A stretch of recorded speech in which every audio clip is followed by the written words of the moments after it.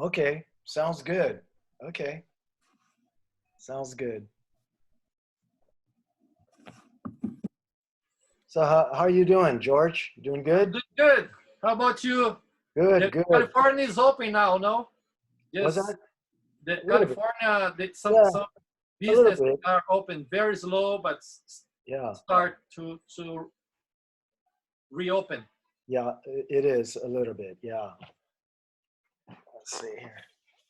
Trying to move to a new, better location here.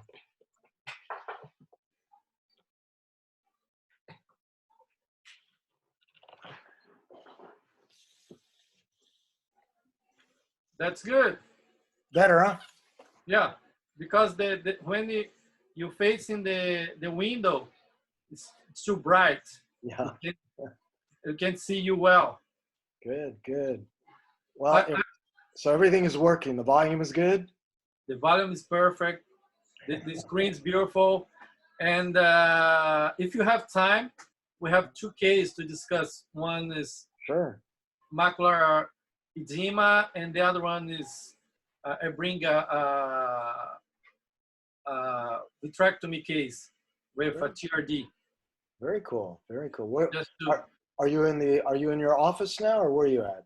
yeah, at home. I just put in my back screen with this name, but if I stop to sharing, Uh-huh. you're gonna see my room. Let's see here. 1 second. That's cool. My room's a big mess. So what happens is people get on, I can see everybody's pictures. Yeah, you can see everybody's picture if the camera is on. But many people you turn off the microphone during the talk just because it's better. But when you finish, and if you stop to screen, share the screen, yeah, you can see everybody that's talking in a big screen. Oh, wonderful. Okay. And I hope all the friends coming, João, Marcelo, Ozias, Cássio, Moraca, and many others, I think. Oh, that's great. You told me Eduardo's coming on too, right? Yeah, Eduardo. That's cool. This is my friend and the boss here, Davi Lucena. He's the boss of the specialist channel. Oh, we are. Wow. Davi, I'm talk about you. Just say hello to Larry. Hi, Professor Chong. How are you? Dude. Hi. Good to see you again. Glad to meet you. I have seen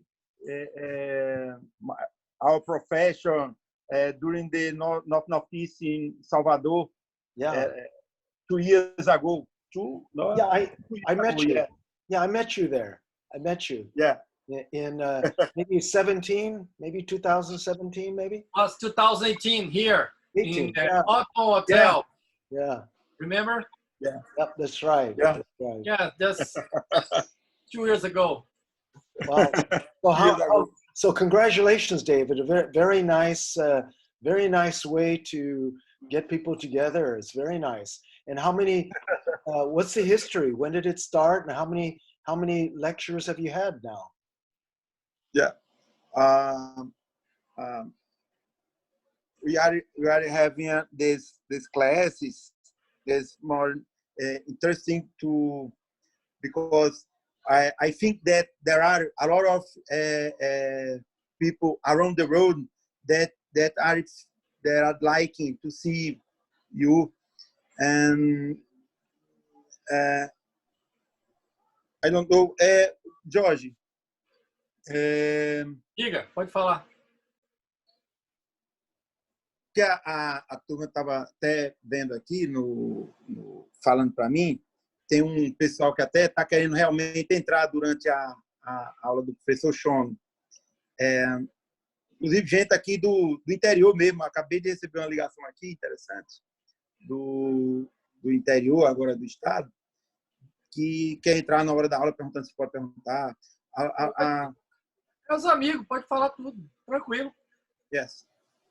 Here's a lot of ophthalmology that wants to talk to you. Yeah. want to come and see your talk today. We're expecting a lot of people. I guess that's gonna have more than 300 people here. Oh my gosh! Now when I give my if you just take a look in the bottom, you Yeah. see a number. Right now, I have 15. Oh, okay. And the people that are coming, and the number that you see here is how many people are together here. And when I give my lecture, will the picture of my face, is my face going to be on the screen too? No. No. During the lecture, it's going to be only the slides. Your picture is going to be small in the up of the slides, like you are seeing now. Oh, okay. We see only the slides, and your small picture underneath the slide. I see. Because right now I have the screen, and on the right it looks like there's four people. There's you, me, and David, and something that has a symbol. There's an arrow in your right hand. Is that going to stay on? No. Yeah. If you push this blue arrow, you can see more people that are gathering us. The name of the people. Oh, really? Just push there, you can see everybody starts to come in this room. Oh, wow. Oh, ativei o áudio. We sent a lot of invite to a lot of country. Yeah. And all the part of Brazil, all the state in Brazil, you have sent a lot of invite for this class. Oh, this is a very, very important class today. and George, how many have you had? How many of these classes have you had now? Oh man, I don't know how many. I did so many. Only for the RWC, I did already 4 meetings. For RWC. Yeah, the last one was this weekend. We had more than 2,400 people together. Wow. You know, Nataranja. Yep, Nataranja. Yeah. Together more than 2,000 in India. Oh, geez. Everybody wants to see him. He's a pop star. Yeah, he is. Let me send here the link for Ozias. He's asking. Okay. He has some trouble. Hey. Hi, Ozias. Hi, Ozias. Hi, Larry. Hi. Hi, Larry. How are you? I'm doing good. Doing good. How about you? Everybody's good? But everybody really nice here. Good. Everybody in quarantine. Long vacation. Long vacation at home. long vacation, man. It's a good way to see this. Yeah. So did you finish all your Sonoma wine already? It was easy. It was the first 2 days. It's gone. Okay, good to see you. Really nice to see you. Good to see you. Good to see you. Man. Do you have to take class through the video or no? During these days? Pardon? Professor Chong, Yes. do you have a teacher through video during this pandemic? No, no, we haven't. You know, I still go in to operate with the fellows, but everything's kind of on hold now. Even medical school, even all the medical students are sent home. You know, it's no more classes for the medical students. It's interesting, huh? Uh-huh. Yeah. Jorge, Larry. Yes. Jorge, Yes. eu não consegui entrar pelo computador. Será que outras pessoas estão tendo dificuldade? Não sei, eu entrei tranquilo com o link que tava. Eu tô usando o celular. Eu consegui entrar, na boa. Mas também estou vendo uma reclamação aqui nos grupos. Vamos esperar aqui. Eu não consegui. Você teve dificuldade, Ozias? Não, eu só tentei... alô? Peraí. Estou ouvindo, estou ouvindo. Tá ouvindo? Eu só tentei pelo celular direto já. Pelo celular foi muito tranquilo, mas pelo computador eu não consegui.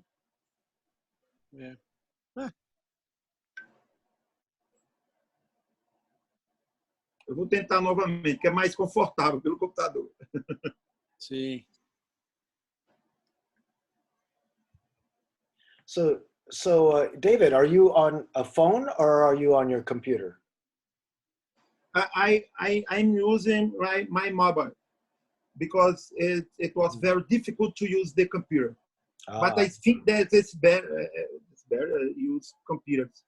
Well, you know, what happens is that your picture is a rectangle, whereas George's picture is full screen and I'm full screen so it looks a little different. Yeah. Osias is yes. Small. Osias is here. No, what happened? I'm not pretty. Tá me ouvindo? Estou ouvindo bem. Eu estou falando com o Carlos Maciel aqui, que acabou de chegar aqui. The song is not very good for me. I think that is. Pode ver. I will try to change to the computer because for the mobile it's very difficult for me. The song is not very good. Hi, Carlos. Hi. How are you? Fine. How are you doing? Fine. I think that is because the mobile is not very good. Hey, George, I think everybody should have a glass of wine in their hand. What do you think? Hey, Larry. It's happy hour. It's happy hour. Larry. Yeah, you need to have some caipirinhas and some beer, and it'll be fun. Hey, George. Hey, George. Yeah. George, it's like old times. Forget the meeting. Yeah. Forget the meeting. Forget the meeting. We'll just have one long happy hour, huh? Yeah. Okay. You can do this in your bed, no problem. You can drink a lot. Não vai dar. Mas por que para ficar usando o celular? Márcia tá aqui. Tudo jóia, Márcia? Dá um alô aí pro Chong. Aqui eu queria entrar. Como é que eu faço para entrar aqui? Eduardo! Tô vendo aqui, pode falar. How are you? Larry? Yeah, is this Eduardo? Yes. Still Hi. doing fine, and you, my friend? Yeah, I'm doing fine as well. You know? Good. Take care. Yeah, so far so good. It's been one long vacation at home, you know? Yes, it's one long vacation. Very long vacation. We're still on it. Okay. Yeah. You started already or not? Nope, not yet. Okay, because I'm seeing your slide. Hey, Larry. Larry? Yes, Osias. Somebody wants to say hello for you. Yeah. You can see? See? Oh, hi. Quer dar beijinho? Oh. Manda beijo pra mãozinha. Hello. Faz coração Oh, no. Hi, Marcia. Hi, Okay. how are you? Sorry, okay. Good. I'm doing good. So great to see you. Great to see you too. You concept. Oi, Eduardo. Oi. Davi. Olá!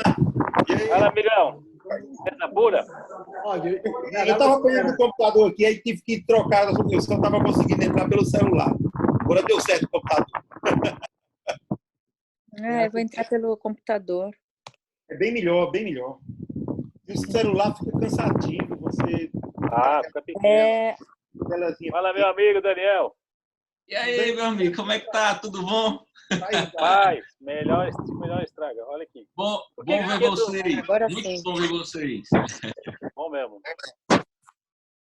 Em mais uns 2 minutos a gente começa. Quando bateu os 18 horas aí. Ok, Jorge. Tá. Você me diz a hora de começar, que eu inicio e passo a palavra para você. Tá ok. Você começa, depois você fala para mim. Oi. Eu gostinho de quero mais naquele dia, viu?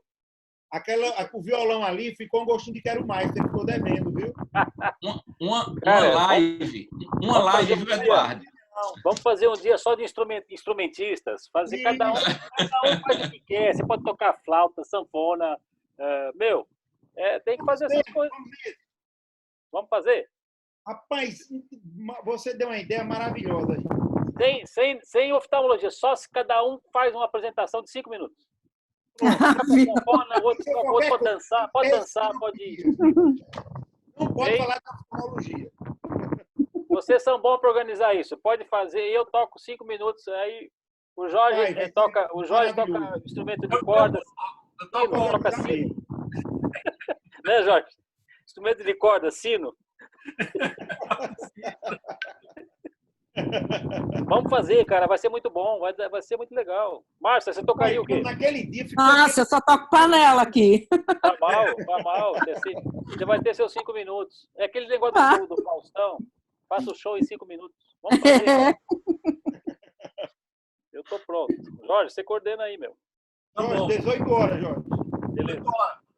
Passa a palavra para você e para o Daniel e Davi aí, para começar, para depois eu chamar o Chong. Pode começar aí. Ok. Boa noite a todos. Vamos dar início aqui mais um encontro com especialistas. Sejam todos bem-vindos. Espero que todos estejam bem, né?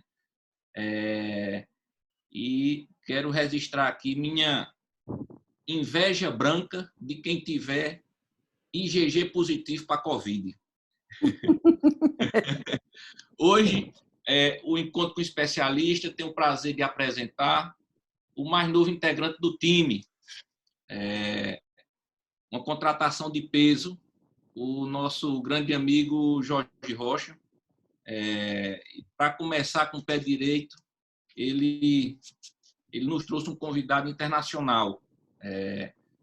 Um cara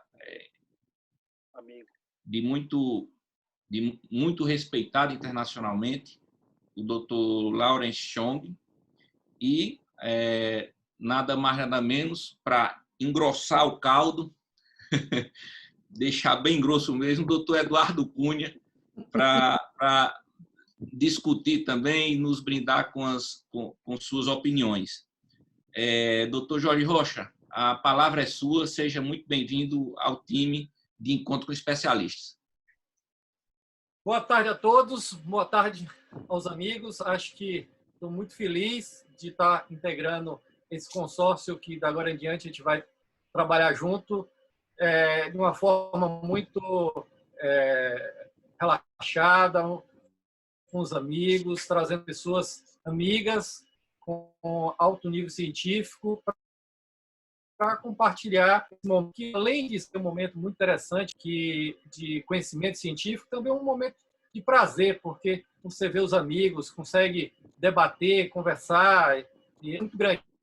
Difícil, momento em que as pessoas estão com medo de sair de casa, a gente está em isolamento, mas tem que arranjar um jeito para fazer o que a gente mais gosta, que é fazer retina.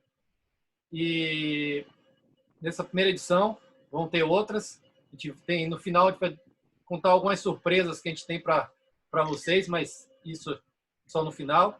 Hoje nós temos o prazer de ter o meu amigo e irmão Chong, e para moderar nós teremos o Eduardo Cunha, que dispensa comentários e apresentações do Brasil inteiro e para o mundo. Então eu vou pedir permissão a vocês para falar um pouquinho em inglês, e que também já digo a vocês, já vi aqui alguns amigos de outros países. Já vi o meu amigo Nesse, da República Dominicana, e tem outros ainda chegando para compartilhar essa discussão no final dessa aula maravilhosa. Chong, just saying everybody it's a great pleasure to have you here. That's my big brother, and will be a very wonderful moments share knowledge, retina, and fun with all that are gathered here. Please introduce yourself and start to talk and be relaxed because we are among friends. Well, thank you. Thank you, George, Eduardo, David. Thank you for inviting me. I'm going to talk about diabetic retinopathy. And what I hope to do is that we all have ideas of how we approach diabetic retinopathy. And I'm going to answer the following questions. And I'd like for you all to think how you manage these questions, answer these questions now. And at the end of my talk, to see if maybe your ideas about how to manage change a little bit. So these are the questions. If you have proliferative diabetic retinopathy, should you treat with injection or should you treat with laser? Is there a difference if you're treating proliferative diabetic retinopathy with laser or injections? What happens if you lose those patients to follow-up? Is there a difference? Which drug is best to be used for diabetic macular edema? What if you have diabetic macular edema and the patient has perfect vision, 20/20? Should you treat? Can you hold off? What happens? What is the role of focal laser? Is it obsolete? Does it add to anything with injections? We all have eyes that have diabetic macular edema after 6 months. What should we do? Should we change drugs? How common is this? Is that bad when that happens? Does a lack of a response to anti-VEGF in the first 3 months, does that mean that patient is going to be very difficult forever? When should we consider switching to Ozurdex? And when should we use Ozurdex as a first-line drug? When should we start worrying about pressure increases after Ozurdex? And finally, do you think we should use anti-VEGF for non-proliferative diabetic retinopathy? So let's answer the first question. Should we treat with laser or with injections for proliferative diabetic retinopathy? This was answered by the Diabetes Research Clinical Network in a multi-center trial called Protocol S. There were 55 sites. Basically, these patients had proliferative diabetic retinopathy, never had laser, had vision of 2300 or better, and they could have diabetic macular edema. As you can see, patients were randomized to Lucentis on the left or laser on the right. A lot of these patients had proliferative diabetic retinopathy at a very advanced stage or high risk, and up to a fifth of the patients had center involving diabetic macular edema. At 2 years, we were all excited. We said, wow, there's no difference between laser and injections. Why don't we use it? And indeed, it showed at least at 2 years, visual field loss was less with injections, vitrectomy was less with injections. And diabetic macular edema was less with injections. So we all got excited. I think you, like me, we all began doing injections until the 5-year study came out. And this is the 5-year study published in July of 2018. And that study kind of changed my mind. And again, you could see that at 5 years at the bottom here, you can see here, only 61% of patients were left. So a lot of dropout in this study. We're excited because in the first year, injections were 7. And by the second year, it was 3. And we all thought that, hey, maybe we were really altering diabetic retinopathy and maybe patients could require less injections. And maybe at some point, they'll be off injections. But we're all disappointed by the 5-year study. You can see that years 3 to 5 still required 3 injections a year. You can see that that 14% of the injected group eventually required some laser augmentation, whereas half of the lasered group eventually required some additional laser.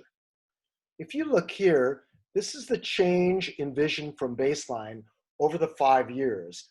And you could see that at 2 years, 104 weeks, you can see there was a difference. But look what happens over the next 5 years. Basically, the curves come together, and basically there's no difference in mean change of vision whether you did laser or whether you did injections. The visual acuity at 5 years, the mean visual acuity was about the same in both eyes, 20/25 in each group. And the change, and you could see that for all of these parameters, improvement by 15 letters, improvement by 10 letters, worsening by 10 letters, worsening by 15 letters, the same whether you injected or whether you did PRP. So no difference in vision. And it didn't matter whether you had diabetic macular edema there, because we all thought, okay, laser makes diabetic macular edema worse. We all thought that maybe injections were going to be better. You can see it doesn't matter. At 5 years, mean change in vision was same whether you use Lucentis or injection. This is for vision impairing diabetic macular edema, and this is without diabetic macular edema. It doesn't make any difference at all. However, if you look at cumulative visual field, certainly at 2 years, it looked like injections were much better than laser, meaning laser damaged the visual field. But look what happens at 5 years. It comes together, and the difference becomes very, very small for even visual field. But one of the most interesting things is that in the group that had injections, you can see that 46% of these eyes improved by 2 steps in diabetic retinopathy. And that becomes really important later on, and we'll talk about that improvement occurs in diabetic retinopathy severity if you do injections. Adverse events, predictable, right? You only get endophthalmitis if you inject the eye.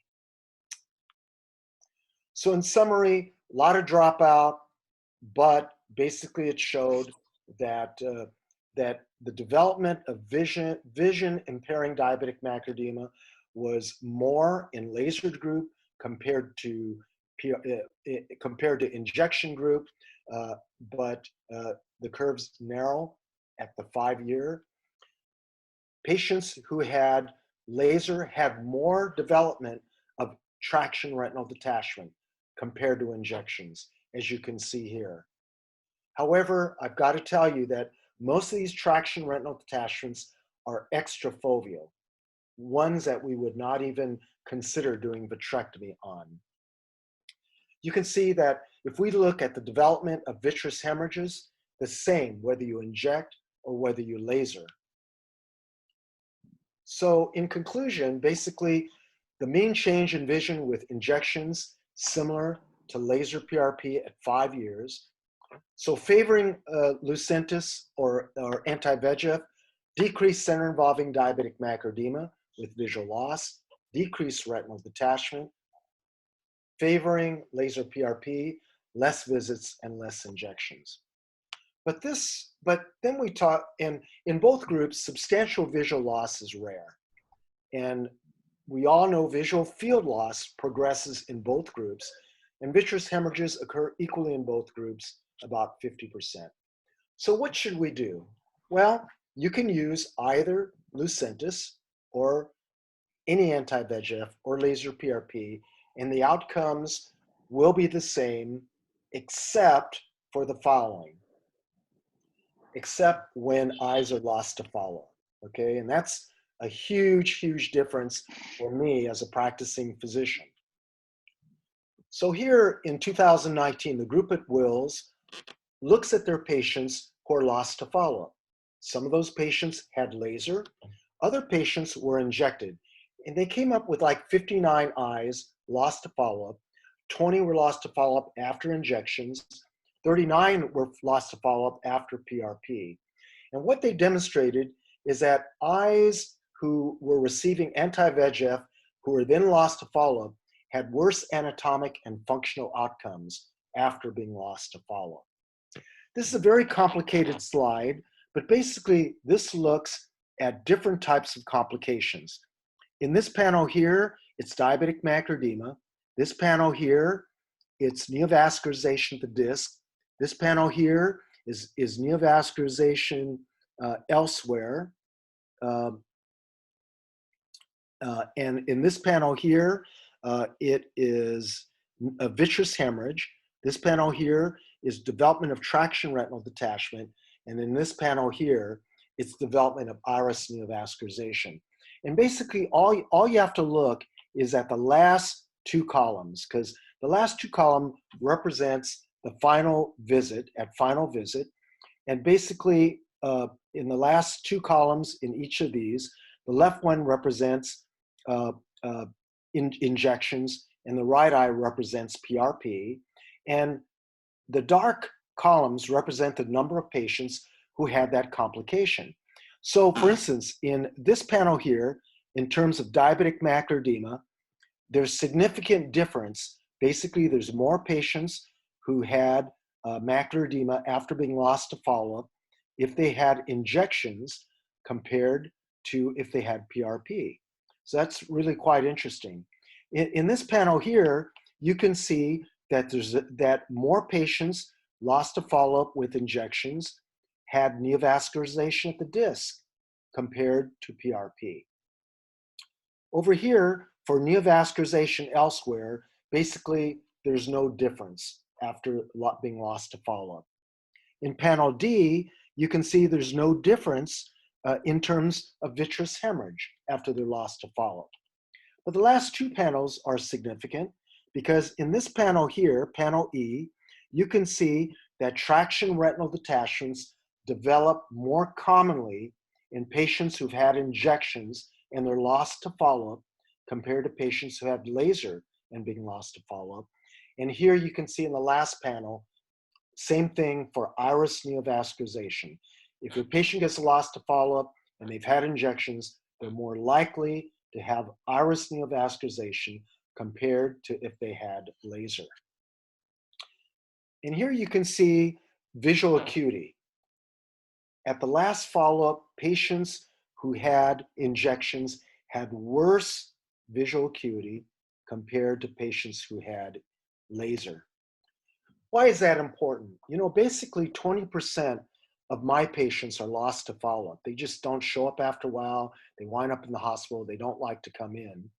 And you can see that patients who had PRP, no significant difference in vision after being lost to follow-up compared to before follow-up, totally different from injections.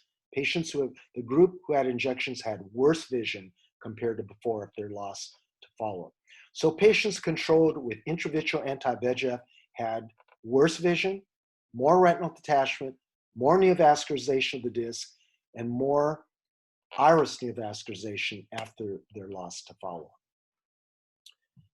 Let's answer this question. Which drug should we use for diabetic macular edema? Should we use bevacizumab, ranibizumab, or aflibercept? And basically, again, this was studied by the drcr.net with the first paper in 2015 in the New England Journal, second paper in 2016 in Ophthalmology. And basically, this was protocol T, where 660 patients were randomized to each of the 3 different injections. And basically, all these patients had monthly injections until they reached 2020, where there was no longer diabetic macular edema, and then they had as-needed injections. And this is what happens. In the overall group, not much difference between the 3 different anti-VEGFs. But if you look at patients who had 20/50 vision or worse, you can see aflibercept is much better than bevacizumab and of maybe borderline significance difference with ranibizumab.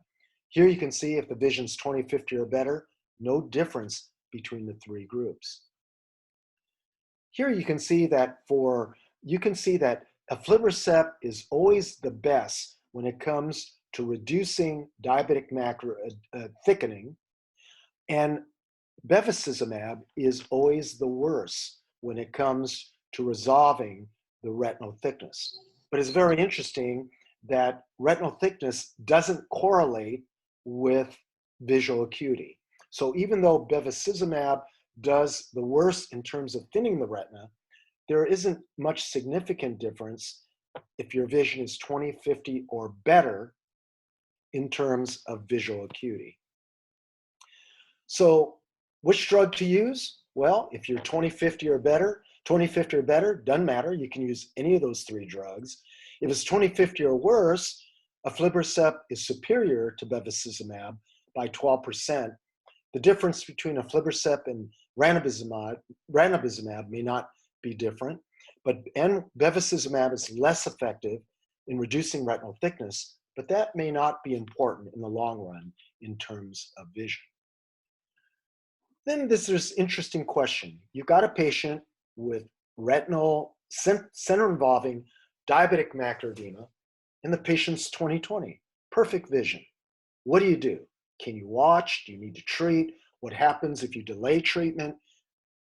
What is the role of focal laser?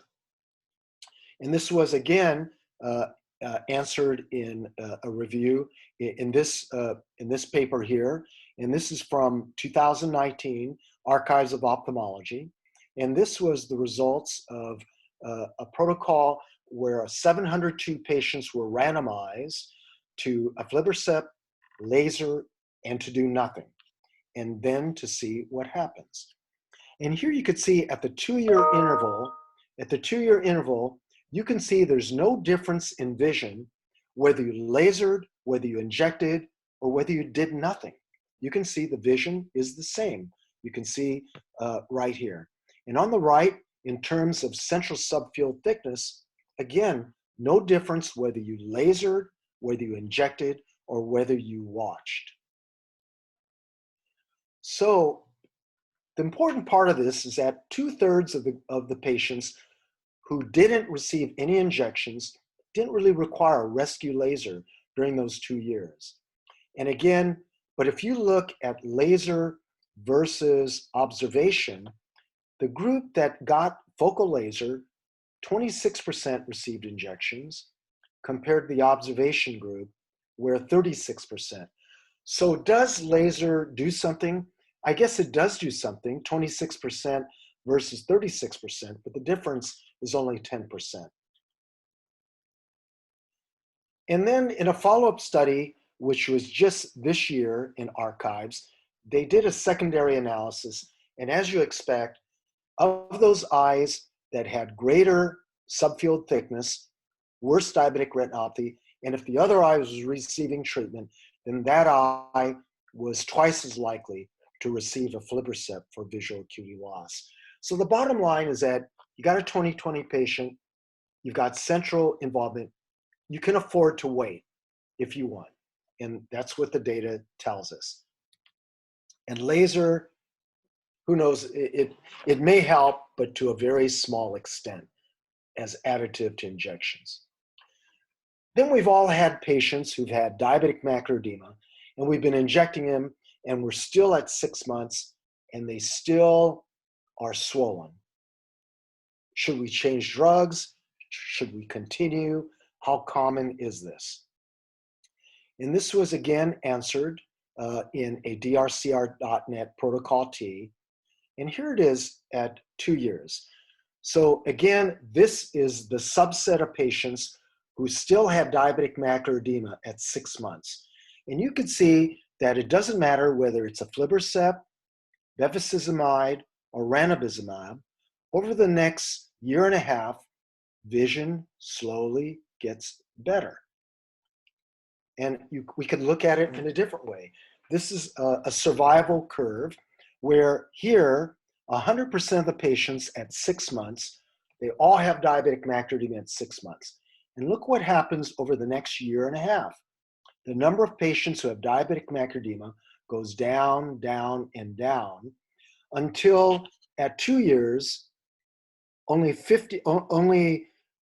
about 68% of bevacizumab continue to have macular edema, 54% of ranibizumab, and 64.2% are free of aflibercept. This is free of macular edema.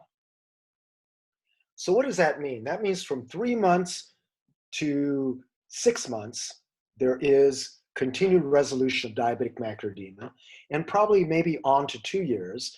So if you do a drug switch before 6 months, we may be fooling ourselves, because if you continue even after 6 months and even beyond 6 months, at least half those patients by 2 years have gotten better. And here you can see at 2 years, 44.2% of aflibercept patients, 68.2% of bevacizumab, and 54.5% of ranibizumab continue to have persistent diabetic macular edema. And you can see the other two drugs are always better than bevacizumab in terms of drying out the macula. But what about vision? So at 6 months, certainly if you didn't have persistent macular edema, the vision was better. But this difference between in vision between eyes with macular edema versus eyes without, it's really a small difference. It's within 1 to 2 letters at 2 years. Most of the visual improvement occurs in 6 months. So if you're going to do a drug switch, I would wait till 6 months before you switch, because you may be switching too early. And even if diabetic macular edema chronically persists, there's still meaningful gains in vision. So then comes the question, does an early response predict a poor outcome? Meaning that, and here they looked at protocol T, and it's interesting. This is the mean change in visual acuity for bevacizumab, the top one, middle is ranibizumab, and the bottom is aflibercept. And this is the mean change in vision. You can see vision improves, and this line here is the 3-month line. Then after that, it flattens out. Can you see that? So what does this mean? It means that if you get a good response in the first 3 months, then that's predictive of a pretty good outcome. But what about a bad response? Well, it didn't really show that because there was a lot of individual variability. Just because you don't get a good response at 3 months doesn't mean that that patient is hopeless. And you could see that in those eyes who had less than a 5-letter gain, like a 1-line gain at 6 months, you could see a significant number of patients gain another 2 lines by 2 years. 42% of aflibercept, 31% of bevacizumab, and 47% of ranibizumab. So don't switch before 6 months, and maybe we're all deluding ourselves that drug switch really makes a difference. Let's talk about Ozurdex. When should we consider switching to Ozurdex or even considering first-line use? We know it's FDA approved for vein occlusion, uveitis, diabetic macular edema, and we now understand that there's a significant role for inflammation in diabetic macular edema. Basically, the inflammatory cells produce substances that cause breakdown of the blood-retinal barrier, and there's macular edema. And in addition, there are factors that are produced that affect the cell membrane that cause fluid to accumulate within the cells themselves. And we know that steroids can act in all these 3 fashions: anti-angiogenesis, anti-edematous, and anti-inflammatory. By blocking various cytokines and various substances that are produced and they can have a direct anti-edematous effects as well. And the way corticosteroids act is that they act on cells. They act on endothelial cells, lymphocytes, monocytes, or basophils. And basically, one of my fellows, Elliot Sohn, has looked at his patients who have responded. Their diabetic macular edema has responded to anti-VEGF and measured levels of IL-6, MCP1, and all these substances, and showed that after Ozurdex injections, these substances fell in the aqueous humor. But steroids, different steroids have different effects on trabecular meshwork, on dosages, anti-inflammatory potency, intracellular dynamics. They all have this common 4-wing structure, but it's what's attached to the 4-wing structure that makes them significantly different. Here you can see these are the different types of steroids. You can see fluocinolone has the greatest effect, followed by triamcinolone, followed by dexamethasone, followed by cortisol. But it's a little different if you measure relative to the receptor. And these are the different ones that we have available. Ozurdex, probably lasting 2.5 months, 3 months. Kenalog, maybe 1.5 to 2 months. Triesence, the same. Retisert and Luvion, out to 3 years. And water solubility is incredibly important. And the one thing to note is that the most water soluble is Ozurdex, and the least water soluble would be like Kenalog and then after that, Iluvien and Retisert. And why is that important? It's important because water-soluble steroids don't collect in the trabecular meshwork, whereas lipophilic drugs collect. And that's important from a glaucoma standpoint. Here you can see this is a meta-analysis of many of the studies looking at the rate of glaucoma. And you could see when they pull all these analyses together, Ozurdex has the lowest incidence of developing ocular hypertension, followed by triamcinolone, and of course the worst would be fluocinolone. And it was FDA approved on the basis of basically the 3-year trial. And in this trial, patients were randomized to do 2 different doses of Ozurdex, 700 micrograms, 350 micrograms, and sham. And what it basically showed was at 3 years, there was a dose-related response, and up to 1/5 of patients with 700 micrograms had at least a 3-line gain. So that's the number to remember. And you can see mean average change in best visual acuity was better for Ozurdex compared to sham. And it was better in terms of decreasing macular edema compared to sham. We would have expected that. And you could see that that drug was probably not used optimally in that study because it was every 6 months.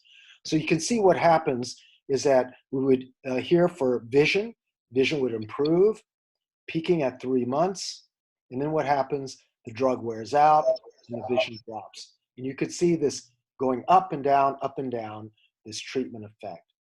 And you could see if you look at lens effect, you can see here, this is the vision prior to cataract surgery. Before the development of cataract, the vision improves much more in injection versus sham. Then after cataract, then the cataract develops and vision drops in both injected and sham groups. And then after the cataract is performed, vision returns back to the improved baseline and in patients after cataract surgery. And it's really interesting because we knew from treating cystoid macular edema with triamcinolone that it was very peculiar to us that patients who responded with a pressure rise had much better chance at improving their diabetic macular edema. In this study, it basically showed the same thing. That basically, that if you had pressure rises, you had a better chance of resolving the macular edema. Here you can see if you use Ozurdex, up to 2/3 of the patients will develop cataract compared to sham. And here you can see when we talk about pressure rises, 32% of visits had a pressure of greater than 25, about 27% for Ozurdex, and only 4%. So overall, 36% of Ozurdex had at least one pressure rise during the study. And here you can see the pressure rise is correlated to the drug because again, the pressure goes up, then the drug wears out, everything comes back to baseline, then you get another injection.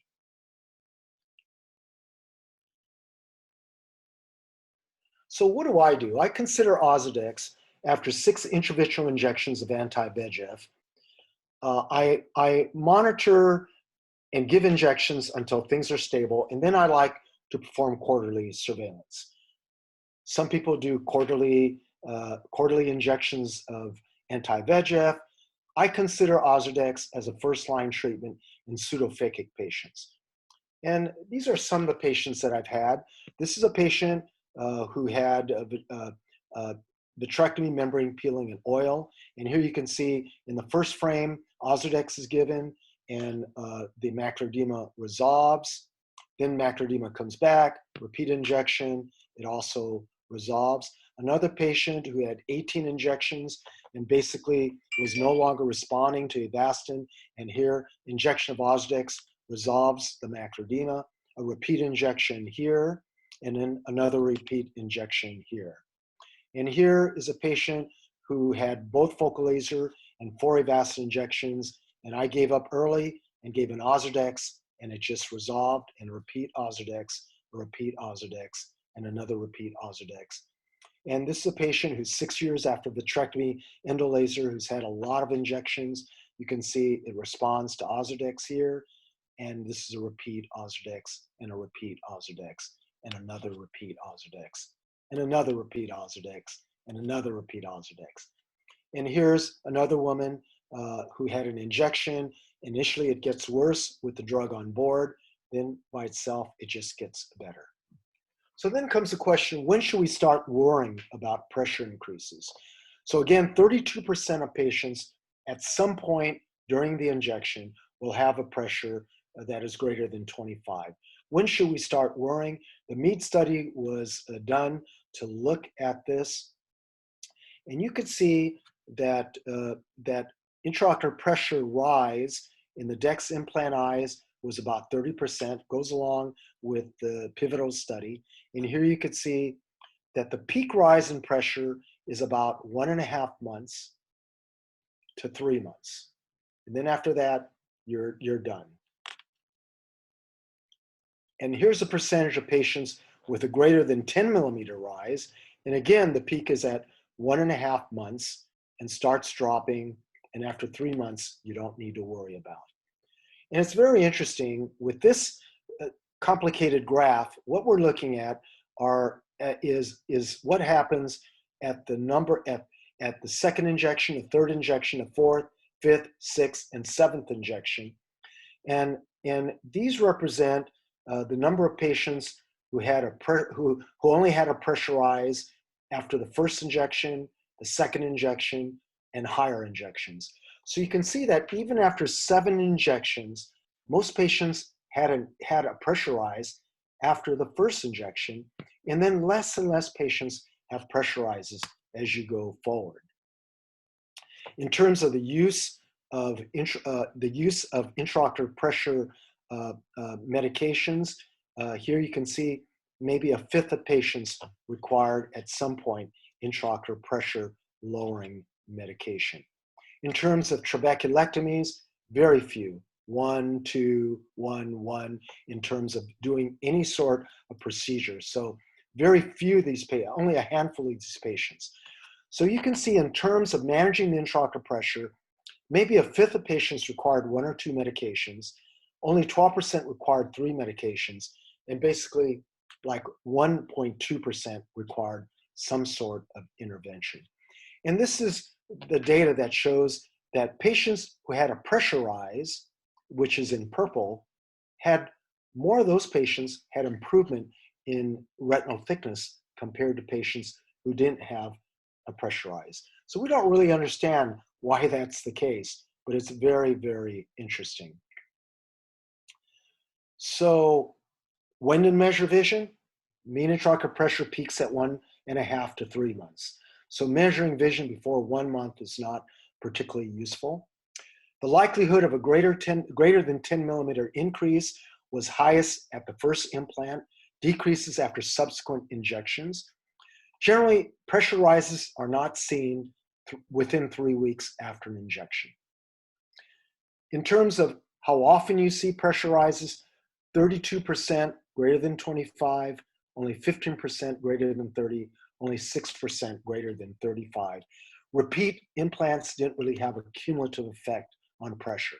So once the steroid goes away, the glaucoma goes away. Ozurdex is associated with less frequent, less severe increases in pressure compared to fluocinolone and triamcinolone, probably related to duration. Probably with Ozurdex you get a rest in between, and probably because it's water soluble. And incisional glaucoma surgery is really, really rare. And finally, this last question: should we treat non-proliferative diabetic retinopathy with injections? And why is that important? That's important because we know that higher levels of diabetic retinopathy are the most important predictors of proliferative diabetic retinopathy worsening.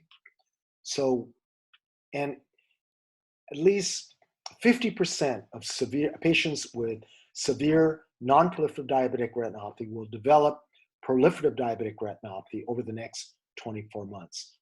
And you could see that on April the 17th, 2017, the FDA approved ranibizumab monthly, believe it or not, for all forms of diabetic retinopathy, mild to severe. And based on the drcr.net protocol. And then following that, aflibercept was again approved for all forms of diabetic retinopathy. So believe it or not, at least in the US, we're approved to give monthly injections for mild non-proliferative diabetic retinopathy. But the question is, do we need to do it? Is it important to do it? And this was answered by the Panorama study. The Panorama study randomized patients who had severe, moderately severe to severe non-proliferative diabetic retinopathy to aflibercept every 3 months, or excuse me, every 4 months or every 2 months, and saw what happened, follow up through 100 weeks. And here you could see in both groups, whether you got aflibercept every 2 months or 4 months, you had a greater than 2-step improvement in vision at 1 year with a dose-related response. A greater than 3-step improvement in 9% and 15% for every other month and for every 4 months. And in terms of best corrected visual acuity, patients who had injections had more, those patients had better vision compared to just observation. Same thing with central retinal thickness.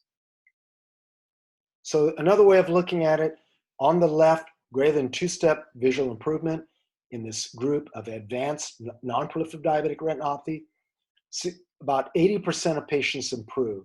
If you give them every 8 weeks, 65.2% improve in terms of the score if you give it every 4 months versus every 2 months. And in terms of complications like vitreous hemorrhage, traction retinal detachment, you can see that patients who had injections do much better than if you watch them. So in summary, I think it's reasonable to consider every 4-month aflibercept dosing for patients with moderately severe to severe non-proliferative diabetic retinopathy. So just in review, we're going through those same questions again, and I'm wondering, and I'm totally curious if any of you might have changed your minds, or maybe it's reinforced what you already thought about these questions. Should proliferative diabetic retinopathy be treated with laser or with intravitreal anti-VEGF? Doesn't really matter. But what really matters, if you lose those patients to follow-up, your injected patients do a lot worse. They have worse vision, worse vitreous hemorrhages, worse retinal detachment, worse iris neovascularization, worse vision. Which drugs should we use for diabetic macular edema? Doesn't matter if your vision's 20/50 or better, but if your vision's 20/50 or worse, you should be using aflibercept. Do we need to treat diabetic macular edema with good vision? No, you don't. You can wait up to 2 years. You can wait till it gets worse before you treat. What is the role of focal laser? Well, focal laser really didn't add anything, didn't really add much. Maybe there was a 10% difference in that patients who had focal laser required 10%, a difference of 10% less injections than patients who patients who were observed. What happens to eyes with diabetic macular edema at 6 months? Shoot, they get better over the next 6 months. Should we change drugs? Well, I certainly wouldn't change drugs before 6 months, and because things are just going to get better over the next 3 months. Does lack of an early response to anti-VEGF predict poor outcome? Not necessarily. You have a good response before 3 months, then you're good. But just because you don't have a good response at 3 months, guess what?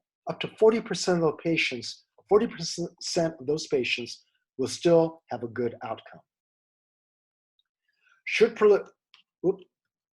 When should we consider switching to Ozurdex or even considering first-line use in diabetic macular edema? I generally will wait 6 months because of this delayed improvement with anti-VEGF.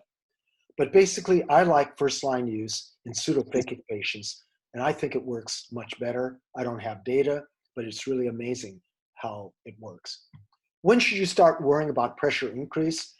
After Ozurdex, don't worry about pressure before 3 weeks, and usually the peak is at 1.5 months. And should we treat non-proliferative diabetic retinopathy with anti-VEGF? I think the data is pretty clear that there is treatment benefit for patients with moderate to severe non-proliferative diabetic retinopathy with the injections given every 4 months.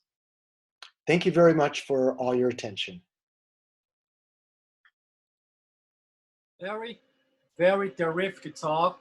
I love it. And I switch to Eduardo. He wants to give some comments, Eduardo. Okay. I'm going to try to speak very slowly. Larry, fantastic. You're like always very, very didactic lecture. Unbelievable. Everyone, I believe we have more than 100 colleagues watching us. Unbelievable the way you pass the information to us. So very nice. I think it did add a lot of information to all of us. By the way, how is your Portuguese? Pouco bom. Pouco bom. Okay. So now that because I don't know, Georgie, how things are going to work from now on, because you're going to talk in English, or we're going to. You are the guy. You have to decide from now on what we're going to do. I think we should address question to Larry in English, but we can comment if the person who make the question doesn't understand well. But in addition, we have not only Brazilian here, have very good friends from all America. Have Nesse from República Dominicana, and we have the president of Uruguayan Vitro Retina Society, Dr. Miguel. He's joined us here too. And maybe have to thank these great guys to join us right now. And because of that, I think we should start talk more in English than Portuguese. But if somebody needs to ask questions in Portuguese, I can translate and can answer in Portuguese too, doesn't matter. I think that the first question that I want to ask Eduardo, and after that Chong, is, Eduardo, to switch drugs with 3 months or 6 months? This is a big question right now.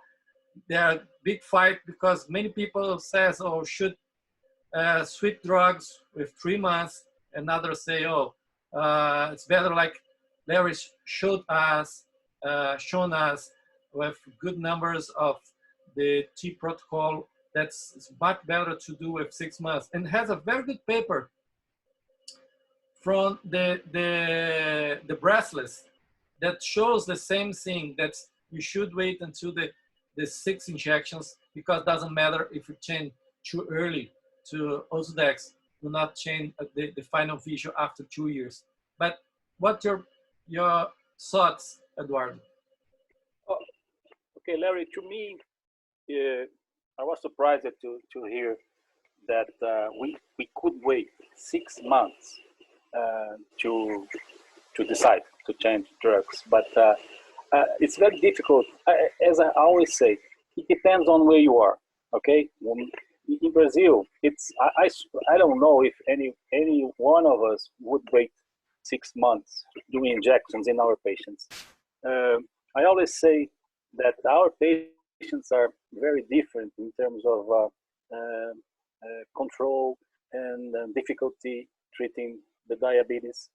So I would say I am much more in favor of laser treatment for, I'm saying, for patients with the non-proliferative or pre-proliferative retinal diabetic retinopathy.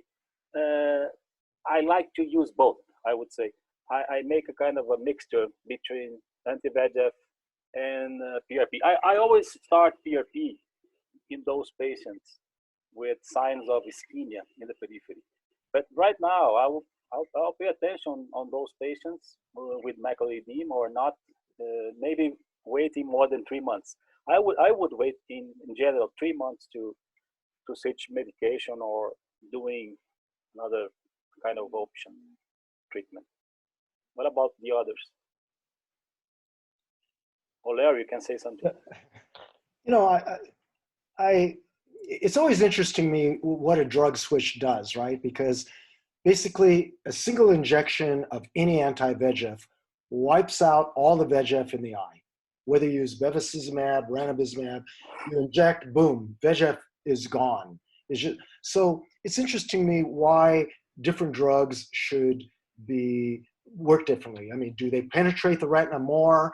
And, you know, that's an argument for Beovu, right? That single chain antibody, maybe it goes into the retina a little bit better, but it's always interesting. So I don't know the answer, but given that, you know, 40% of patients just going to continue to get better if you use the same drug, I tend to just keep going.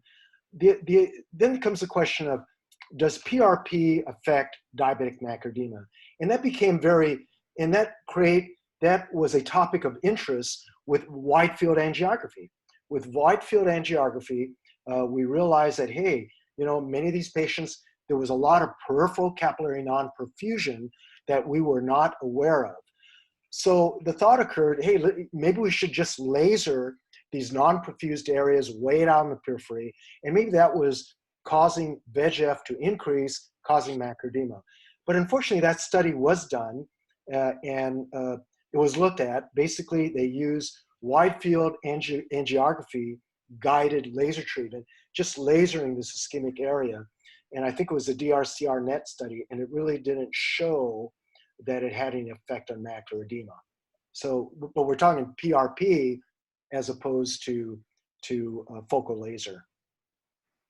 I have so many questions here from the audience.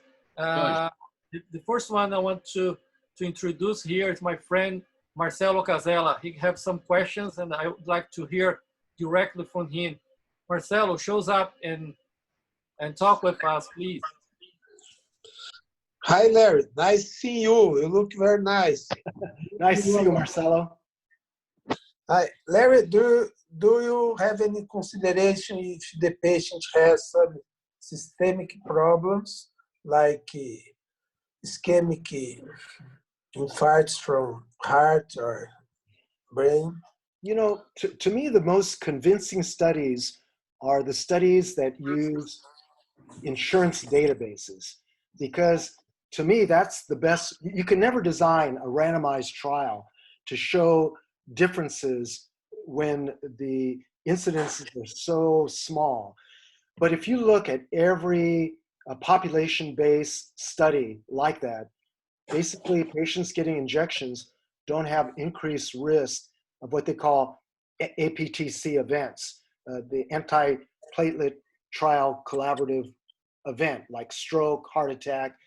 There really is no difference. So for me, I don't think anti-VEGF is so worrisome. I know that that's quite different when someone has looked at a very small study at diabetics getting anti-VEGF and concluded that maybe there was an increase, but that is not shown in these large population-based studies. Thank you, Larry. Thank you, Marcelo. Oh, Jorge. Did you want to translate that, George? I don't know. Pardon?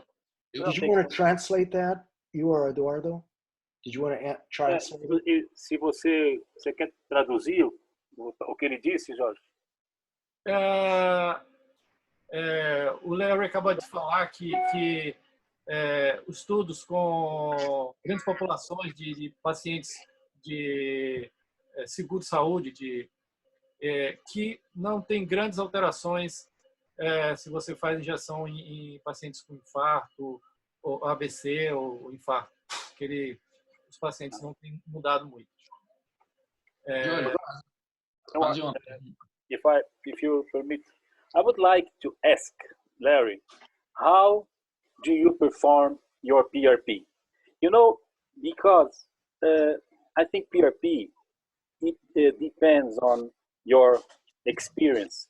Many of the examples that are even in the US, when I see the trials showing the PRP, I'm not saying all of them, but the majority, they show us a PRP that is not, I would say, the more adequate kind of PRP. They show a lot of I'd say spots around the arcades, and I'm not saying all of them, but it's very important because this is a good thing to be a little bit older, because we see patients with PRP very well. I mean, the well-done PRP that they behave very well. So I would like to ask you, how do you perform your PRP? You know, I believe it or not, I always use a retrobulbar block, and I deliver the laser with an indirect ophthalmoscope. It's very quick, very easy. I can get way out in the periphery, and the patient has no pain. I don't use the DRS picture. And you and I are old enough, Eduardo, when you look at that picture, that is a really white, hot spot, right? I mean, I think I've become like you. I don't use that kind of a spot anymore. But, you know, how about you, Eduardo? You still use the DRS type of spot? No, I think that it's very important to say some words on PRP.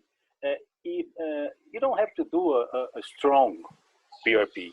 You have to, because one of the reasons to get macular edema is when you do a strong spots, and the blood, of course, will move.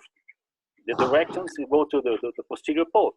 So I would like to do in I would say 5 or 6 sessions in not everything at the same time, and I use very, very light spots, I mean intensity, and I go very, very close to the optic nerve and arcades. I never go inside I never do laser inside the arcade. It's very, very rare. But if you see a good PRP, and you also have the chance to use sometimes together the anti-VEGF. Of course, it's nice to have both, because we were in the old times. We used to do laser in the macula, which is a disaster. So this is what I usually do. Hey, George, may I add one more thing? I think we know that in population-based studies that the chances of an APTC event is no different. Anti-VEGF doesn't cause more stroke, doesn't cause more myocardial infarction. But I'd like to let everybody know that there are now reports of anti-VEGF worsening renal clearance, okay? And it's been shown now, and it's very interesting. So I would say that if you have a patient who is like borderline renal failure, I think you should monitor the renal clearance. And we've seen patients who had anti-VEGF, and basically their BUN and creatinine have gone up, and some of them have tipped over into dialysis. So you say that anti-VEGF can destroy the kidney? Yeah, it can cause problems with the kidney. Yes, maybe not destroy, but certainly cause problems, kidney problems, and exacerbate kidney problems. I'll translate this. O Chong está falando que trabalhos recentes têm demonstrado que o uso anti-VEGF em pacientes que já têm a função renal comprometida, isso pode piorar a função renal e levar o paciente à insuficiência renal. Assim, Daniel, você quer fazer uma pergunta? Você já tinha se pronunciado aí? Okay. Hi, Chong. Hi. Nice to see you. Thank you. In your real life treatment, what percent of your patients with diabetic retinopathy, you use bevacizumab?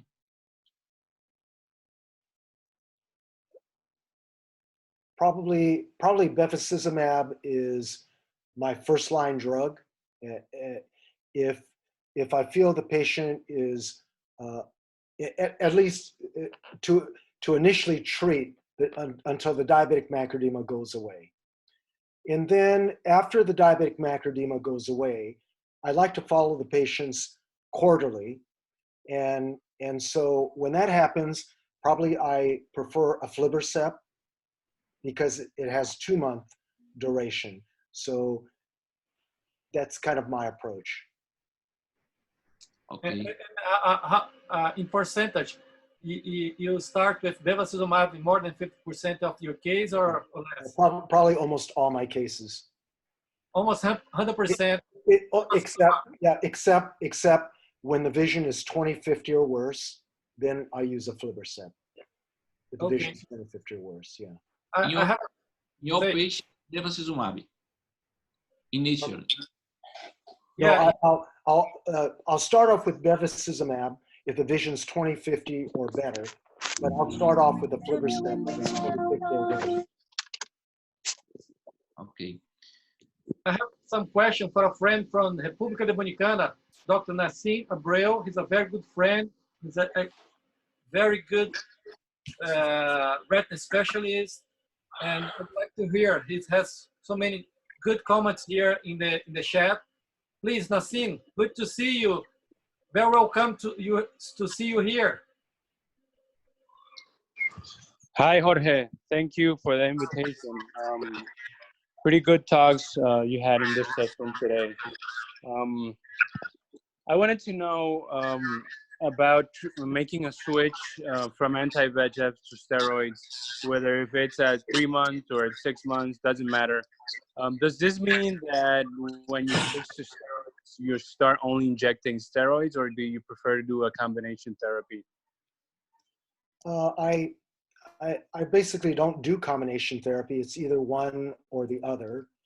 And I generally will start off with anti-VEGF in phakic patients because of the problem with development of cataract.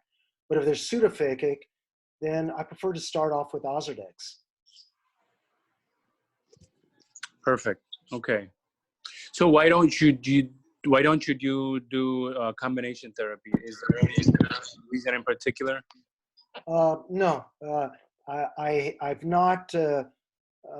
I guess I've been very happy with just monotherapy, which is, you know, so I don't have a lot of experience with combination therapy.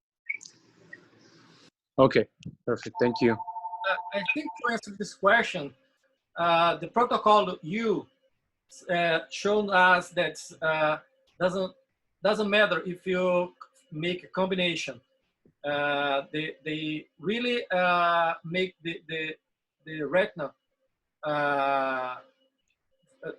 very short sickness, but the vision is still the same with the combination between anti-VEGF and Ozurdex. It doesn't change. I don't know, because sometimes it's just because the patients getting this inside the study so late that maybe it's just because we have photoreceptor damage or fiber damage. I really don't know, but the protocol you said that. And I have more questions. I think Marcia, my friend Marcia, wants to question some. Marcia, can you hear me? Are you in? Tô aqui. Hi. Just a question for you.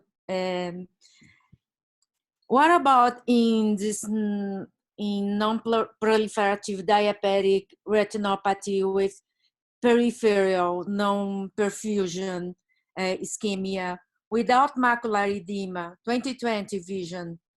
Do you think should I do anti-VEGF with laser or just anti-VEGF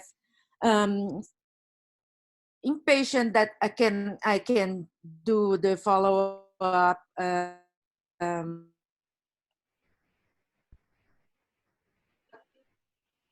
laser associated.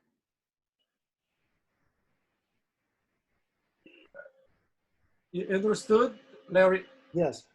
You know, I think that patient is at a high risk of developing peripheral disease, right? 50% in the next 2 years. And I think you can treat with you can either do peripheral PRP, early peripheral PRP, or you can do injections. Laser PRP runs a risk of developing macular edema. But we don't really know which is better in that group. That study hasn't been done yet. So I think there's no evidence to guide us to our preference. My gut feeling is that probably it's reasonable to treat that patient. And certainly you got to watch those patients very closely, but I think it's reasonable now to treat with either anti-VEGF or early laser. So I don't know the answer yet. Mm-hmm. Yeah. Okay. I'd like to introduce here a very good friend that I just realized that he's here, and a very famous retina and very good friend too. It's Marcelo Zaz. He's a superb retina specialist. Marcelo, can you give a chance to have your thoughts about, we are discussing here about suites, 3 months, 6 months, what we're doing in Argentina.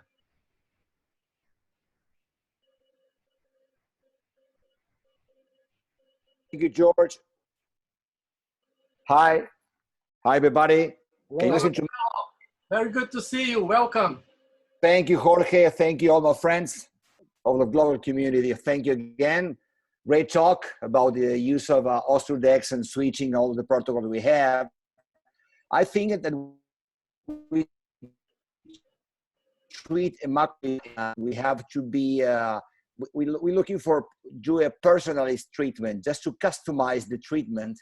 In the beginning we are treating, I think we have to consider the age of the patient, the follow-up of the patient, the clinical form of the RD in the patient, just to consider what will be the first choice of treatment. I use in my practice a lot of Ostrodex in pseudophakic patient with bad follow-up, and I have no glaucoma or no ocular pressure as a danger. But I think you have to personalize the treatment, because I think macular edema in diabetes is a multifactorially disease, and all the information, all there's a lot of information to consider Ostrodex as the first option. Very good. Thank you, Marcelo. You're very welcome. I think Nassim wants to comment the same ideas that you share with us. Nassim, please. I wanted to ask if on Marsha's patient question where the vision is 20/20, PDR is still not active. Do you consider observing before, depending on the systemic state of the patient, if there's a relatively controlled diabetes, or if the patient is en route to control his systemic diabetes? Well, you know the yes. He's controlling. He's clinically okay, but I don't know how to follow this case, because he goes to my office every 6 months, and I didn't do anything yet. So what about Larry? But because you guys have a more strict practice over there in the US, would you consider observing this type of cases if you're sure that the patient is not going to get lost? Well, you know, that was answered over 20 years ago by the ETDRS study, right? The ETDRS study showed us that it was safe to wait until you had in fact, it told us that you could wait until high risk proliferative diabetic retinopathy developed before lasering, right? So the ETDRS told us that you could even watch early proliferative diabetic retinopathy. The question is that, you know, if you were to repeat that study now, would it wind up being any different? That is the real question. But you know, I mean, I used to wait until high risk characteristics developed. I didn't even laser for a small area of neovascularization elsewhere. So in summary, I think it's safe to wait, but the question might be, with long-term follow-up, is the outcome more complicated with delayed treatment, I guess. And I don't know the answer to that. So I totally agree. I just wanted to hear your perspective, because for us, it's definitely different in Latin America. Our patients aren't that concerned about their treatments, and sometimes they can't even go to the visits, and that's something that we have to take into account. And I totally agree that maybe waiting for a PDR to go to high risk could eventually end up being worse and treating before it turns on to a PDR. And I agree with you. I think that, remember, the ETDRS was done, you know, in a relatively white population, and I think that if you were to repeat the ETDRS maybe in Latin America, we might have a different outcome. I agree with you that it's completely different population, and maybe the result is completely different between the TDRS in 85 and nowadays. That's because we are more mixed, and all the Latin America is different population. I agree with you. I think Danielle, are you here? Want to have more questions? Thank you. Yes. Chong, in your real life too, in your real life treatment, what do you do with persistent neovascularization after PRP? Do you perform continuous anti-VEGF to control this? You know, if there's still persistent neovascularization, I probably would do a vitrectomy. So I laser, and then, but I don't go crazy. I try not to wipe out all the retina in the periphery. I'll probably go to vitrectomy, would be my next step instead of wiping out all of the laser. And then after vitrectomy, if their patient has periodic vitreous hemorrhages, it becomes a problem. So sometimes you get neovascularization in the pars plana, that every now and then it bleeds, and it becomes a problem. Then I go to quarterly injections of the longest acting anti-VEGF I have, which is aflibercept. Okay, thank you. Very good. Very good idea. Can I ask something different issue, but related to diabetes, of course? What is the experience of the group, especially Larry, about something which is not very well seen or commented in the literature, which is the diabetic papulitis? We have seen some cases of patients with very poor vision, with optic nerve edema, and in the old times they would say, "Oh, this is papulitis from diabetes. It's a benign condition because the vision is almost 20/40 or better." But we have seen some patients with very bad visual acuity, and I would like to hear about if someone has experience with this issue. You know, I agree with you. I think the diabetic papillitis I see have poor outcomes. And I think that someone has looked at it recently, a collection of optic nerve papillitis, and came to the same conclusion that many of them, a lot of them don't do very well. I mean, it's a ischemic process that is often irreversible at the optic nerve. So I agree with you. It's not like a central retinal vein occlusion of the young or something. It's not like an optic neuritis. I agree with you completely. Yeah, I have seen cases which, of course, if you see a papilledema, you go ahead and ask for, okay, diabetic patient, in 2400 vision, you go ahead and ask for MRI.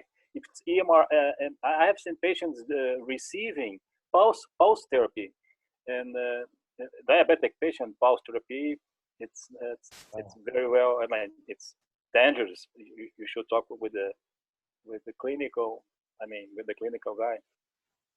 But I don't know. I have seen cases with very bad vision. When you see it, you don't see macular edema to explain the bad vision. You just see the swollen optic nerve. I don't know. It's very, very difficult to discuss. Larry, I have a question for you. You nowadays perform injections in a patient with mild diabetes every 4 months, or you just follow this patient? Because for us here, it will not be easy to convince the insurance to pay us if you have a mild patients. And how you handle US? It's possible? Yeah, I don't think anybody's injecting mild to moderate non-proliferative diabetic retinopathy, but I think I would consider it for advanced severe non-proliferative diabetic retinopathy with significant capillary non-proliferation. So even though the pivotal studies prompted the FDA to approve it for all forms of diabetic retinopathy, I think most of us, if we're injecting, we would only inject the more severe cases that have high risk. And nowadays, you wait to, if you have a class 2 vitreal hemorrhage, you wait with injections or go directly for vitrectomy? How long you wait and how you handle this? Nowadays, in my practice, I'm going towards do vitrectomy more early than the past, not waiting too much. I don't know the Danielle and the other guys, Marcelo, but I'm trying to doing more fast vitrectomy than wait, even with the injections. Yeah, you know, I think that's a good approach. You know, I think for me, it also depends on the nature of the vitreous, the age of the patient. So if it's an older patient and the vitreous is partially detached and it's a mild hemorrhage, and I think that the blood will clear and I can laser it in a short period of time, I'll wait. If it's a young patient, type 1 patient, particularly if the blood is pre-retinal, it's, you know, the vitreous, it's stuck between the vitreous and the retina, I know those cases are going to do terrible, and they're better for me to do a vitrectomy and induce vitreous detachment. So for me, it depends on age, status of the vitreous, and whether I thought the blood would clear in a short period of time for me to put the laser in. And what about injecting VEGF in those cases before you do surgery? How do you consider, do you consider doing anti-VEGF in the vitreous hemorrhage before surgery? I know that there were reports that, you know, that vitreous hemorrhages cleared up quicker if you injected anti-VEGF. I'm not sure I believe that. I think there's a role for anti-VEGF before you do significant membrane dissection so that it keeps it from bleeding. But for me, probably it has to do with the type of patients I get, which are probably less clear than in Brazil, but you know, that which makes me more biased in that direction.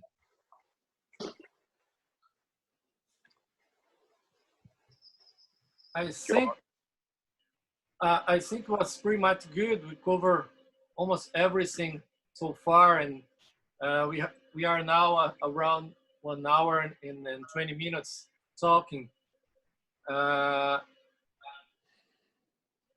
I think Nesse want to talk the last words. Nesse?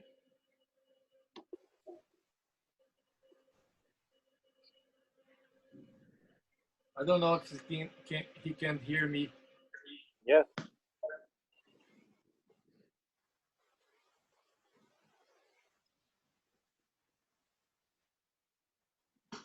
Okay, but anyway, Eduardo has more comments.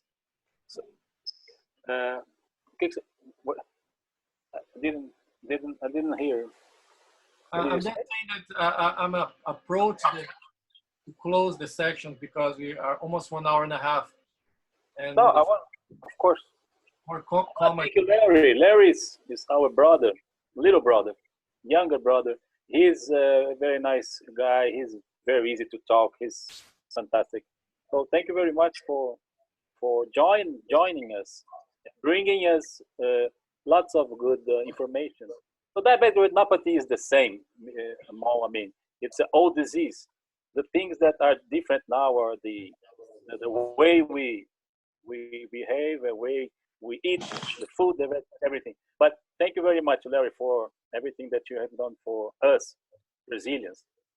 Well, thank you. Obrigado, everybody. Saúde. Saúde. Daniel, want to say something? That's okay. Thank you, Chong. Come to Brazil after the pandemic. I will. Thank you. With mask, please. Very much. You welcome. Okay. Ciao, ciao. Bye-bye. Ciao. Ciao, ciao. I have some words to say. I'm very happy to start with my big brother, Larry. I was very happy because we spent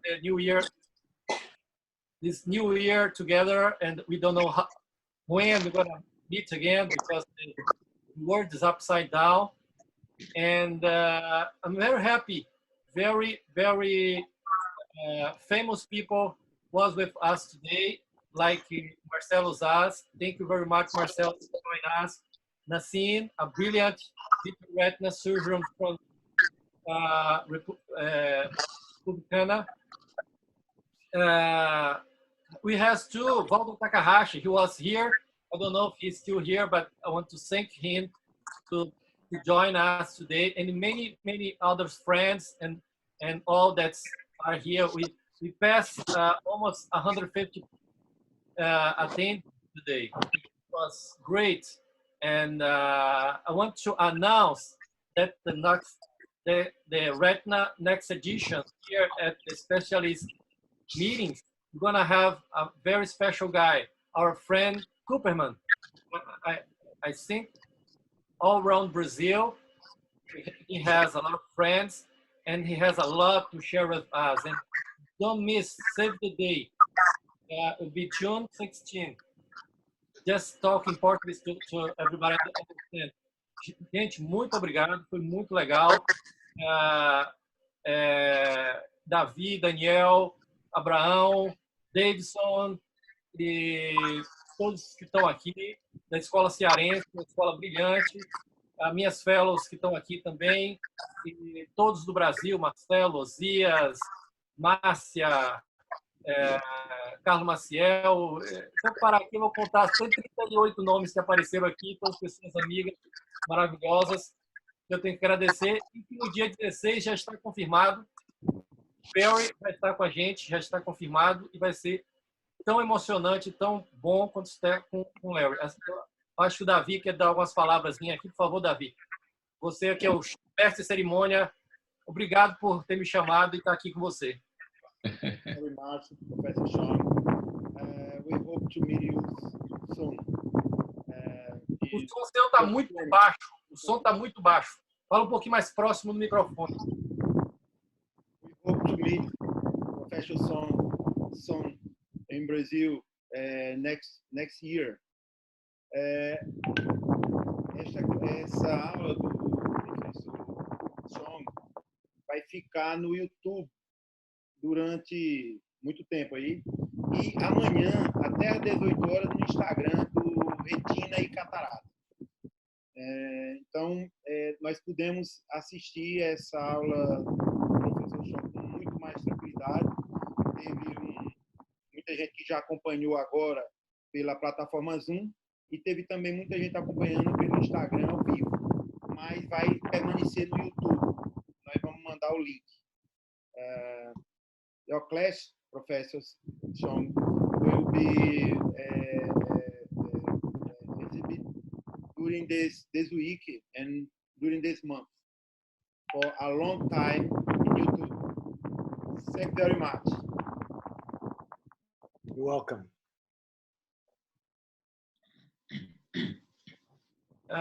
Eduardo Cunha, que é meu parceiro de Mistérios da Retina, gostaria de agradecer, e a gente vai preparar o Mistério da Retina. Ele nem está sabendo, mas ele já está programando uma sessão de Mistério da Retina. Não avisa não, senão ele não quer, ele não faz. Very challenging cases. Não põe challenge, very challenging cases.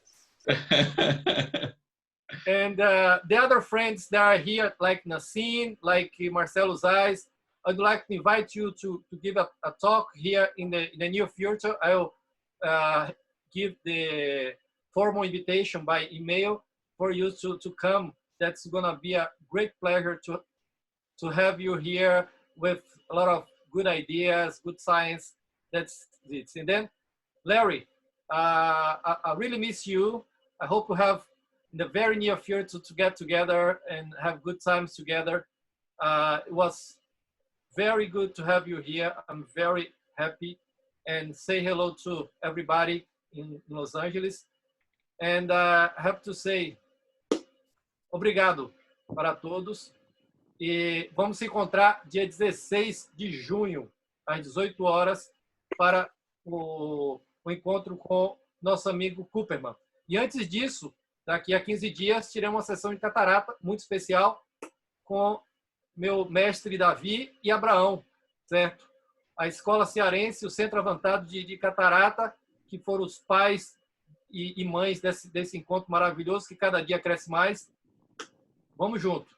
Obrigado. Preparar o show com o Eduardo. Obrigado, Jorge. Preparar o show com o Eduardo. Fazer o show. Congratulations. Stay safe. Davi, você é o responsável. Stay safe. Bye.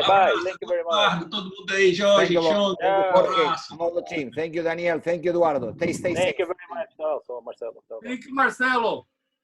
Will be a pleasure to be together. Anytime you call me, I'll be together with you. Formally, to give a talk here, I'll send you a formal invitation. Will be an honor for me. Will be an honor for me. Anytime you want, please. Thank you very much, my friend. Stay safe, my friend. Stay safe, all the team. Take care, all the family. Bye-bye. Thank you. Gracias. De nada, obrigado para você.